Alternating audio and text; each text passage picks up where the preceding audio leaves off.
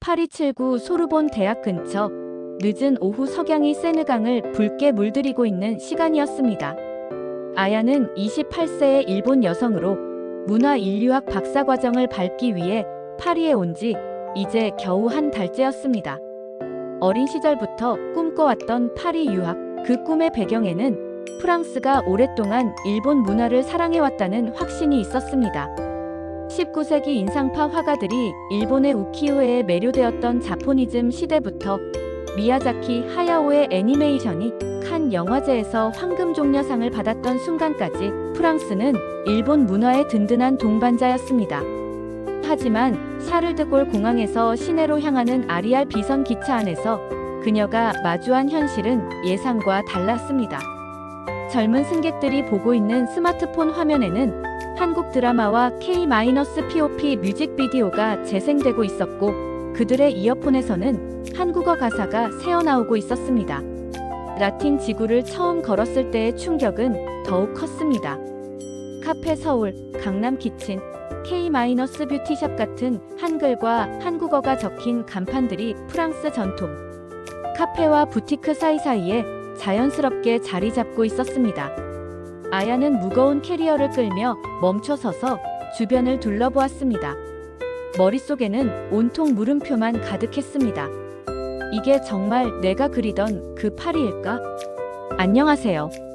저는 프랑스 파리에서 유학 중인 일본인 아야입니다. 지난 몇 달간 제가 경험한 충격적이면서도 감동적인 이야기를 여러분께 들려드리고 싶습니다. 파리에 도착한 지 3주가 지나 드디어 지도 교수님을 만날 수 있었습니다. 피에르 르누아 교수님은 40년 넘게 동아시아 문화를 연구해온 프랑스의 대표적인 일본학 전문가였습니다. 그분의 연구실 벽면은 온통 일본 관련 서적과 우키요의 복제품들로 장식되어 있었습니다. 아야, 당신이 태어나기도 전인 1970년대부터 프랑스는 일본에 완전히 매료되어 있었어요. 교수님의 목소리에는 향수가 가득했습니다. 구로사와 아키라의 7인의 사무라이는 프랑스 영화계에 혁명을 일으켰고, 미야자키 하야오의 애니메이션은 우리 아이들에게 꿈과 상상력을 선물했습니다. 1990년대에는 젊은이들이 일본어를 배우려고 어학원에 몰려들었죠. 저는 가슴이 벅차올랐습니다. 하지만 교수님의 다음 말씀이 저를 현실로 끌어내렸습니다. 하지만 지금은 글쎄요, 상황이 많이 달라졌어요. 그 주말에 참석한 재불 일본인의 모임에서 저의 예감은 현실이 되었습니다. 참석자 대부분이 40대 이상이었고 20-30대는 손에 꼽을 정도였습니다. 한 프랑스인 일본 애니메이션 동호회 회장은 이렇게 털어놓았습니다. 요즘 젊은 친구들은 우리를 오타쿠 아저씨들이라고 부르더군요. 일본 문화는 이제 9세대의 취향이 되어버렸어요. 그 순간 저는 깨달았습니다. 일본은 언젠가부터 프랑스 젊은이들에게 과거가 되어버렸다는 것을. 룸메이트 클레어는 파리 8대학에서 미디어학을 전공하는 23세 프랑스 여학생이었습니다. 어느 저녁 그녀가 흥미진진한 표정으로 저에게 다가왔습니다. 아야, 너 오징어 게임 봤어? 이거 정말 미쳤어. 넷플릭스에서 1위야. 처음에는 그저 폭력적인 생존 게임 정도로 생각했던 저는 클레어의 강력한 추천에 못 이겨 첫 번째 에피소드를 틀었습니다. 하지만 몇 분 지나지 않아 저는 화면에 완전히 몰입하고 있었습니다. 이것은 단순한 오락거리가 아니었습니다. 한국 사회의 계층 갈등, 자본주의의 모순, 인간성의 상실에 대한 깊이 있는 성찰이 스릴러라는 장르 안에 완벽하게 녹아 있었습니다. 영상미와 음악, 연기 수준은 할리우드 블록버스터 못지않았습니다. 일주일 후 샹젤리제에서 열린 오징어 게임 시즌 2 홍보 이벤트에 갔을 때 저는 더 큰 충격을 받았습니다. 수천 명의 프랑스 젊은이들이 초록색 운동복을 입고 달고나 만들기 체험에 참여하며 환호하고 있었습니다. 그들의 눈빛에는 순수한 열정과 즐거움이 가득했습니다. 456번 레드라이트 그린라이트 같은 한국어 대사를 프랑스 발음으로 외치는 소리가 샹젤리제 전체에 울려 퍼졌습니다. 저는 그 순간 깨달았습니다. 한국 콘텐츠는 단순한 오락을 넘어서 사회적 메시지와 예술성을 동시에 담아내며 프랑스 젊은 세대의 마음과 정신을 사로잡고 있다는 것을. 토요일 저녁 베르시 아레나로 향했습니다. 뉴진스의 파리 콘서트 때문이었습니다. 솔직히 말하면 호기심 반, 우려 반으로 간 것이었습니다.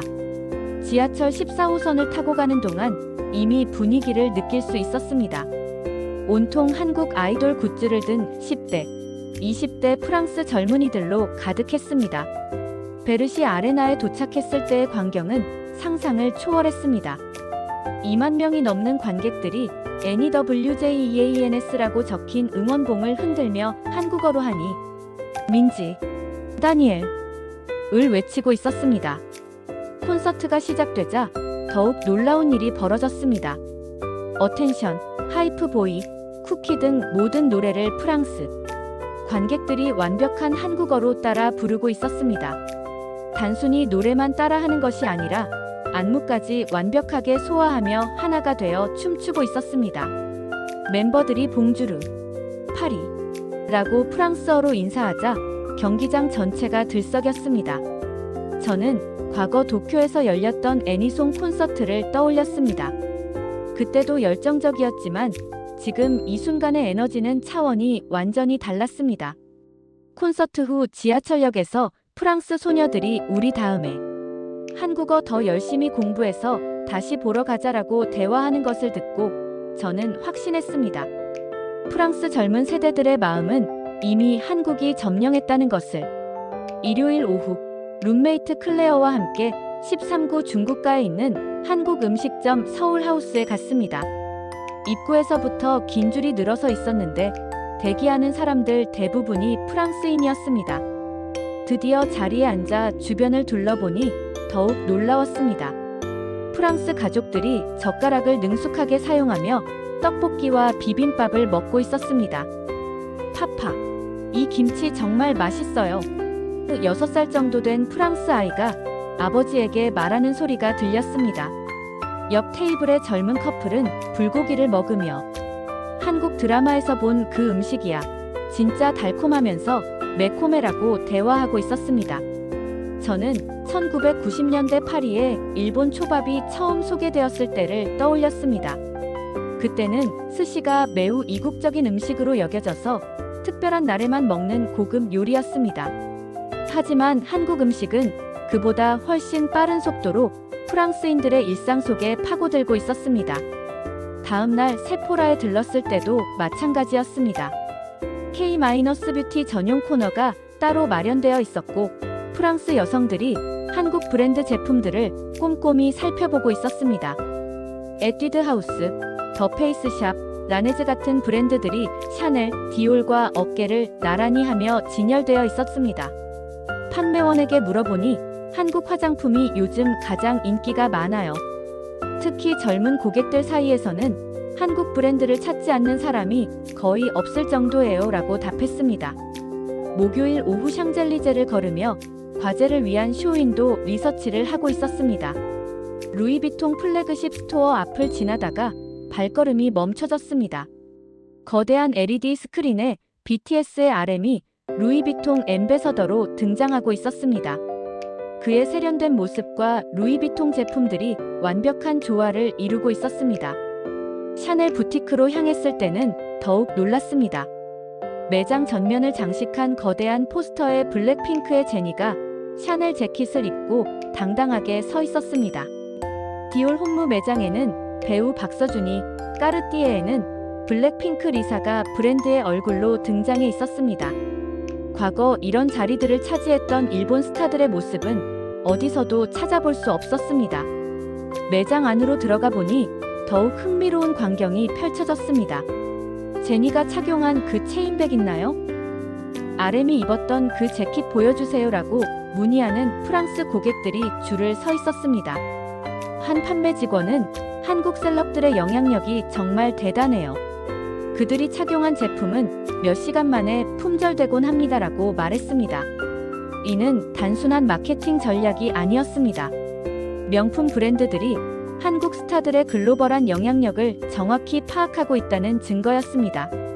과거 일본 스타들이 아시아 시장만을 대표했다면 이제는 한국 스타들이 전 세계 젊은 소비자들을 대표하고 있었습니다. 저는 그 순간 확신했습니다. 세계 패션과 문화의 중심축이 완전히 한국으로 이동했다는 것을. 소르본 대학교 도서관 3층 개인 열람실에서 논문 초고를 작성하며 지난 6개월간의 경험을 정리해보았습니다. 노트북 화면에 이렇게 타이핑했습니다. 19세기 프랑스가 일본의 자포니즘에 열광했다면 21세기 프랑스는 한국의 한류에 완전히 매료되어 있다. 창밖으로는 파리의 아름다운 석양이 보였고 옆 테이블에 프랑스 대학생 2명이 BTS의 새 앨범에 대해 열띤 토론을 벌이고 있었습니다. 지민의 라이크 크레이지 어떻게 생각해? 전국의 솔로 곡들이 정말 대단하지 않아? 라는 대화가 자연스럽게 오가고 있었습니다. 처음 파리에 도착했을 때는 충격과 혼란, 그리고 솔직히 말하면 약간의 질투심도 있었습니다. 하지만 이제는 순수한 존경과 감탄의 마음입니다. 한국이 만들어낸 문화적 파급력과 완성도는 일본이 수십 년에 걸쳐 쌓아온 성과를 단 몇 년 만에 뛰어넘었습니다. 전통과 현대의 완벽한 융합, 글로벌 트렌드를 선도하는 창의력, 그리고 무엇보다 전 세계 젊은이들의 마음을 하나로 묶는 메시지의 힘을 가지고 있었습니다. 저는 이제 솔직히 인정합니다. 지금 세계를 움직이고 있는 것은 한국입니다. 일본이 과거라면 한국은 현재이자 미래입니다. 이것은 단순한 경쟁의 승부가 아니라 문화의 자연스러운 흐름이며 동아시아 전체 문화의 위상을 높인 소중한 성과라고 생각합니다. 앞으로 저도 한국 문화를 배우며 이 새로운 시대의 일원이 되어보려 합니다. 감사합니다.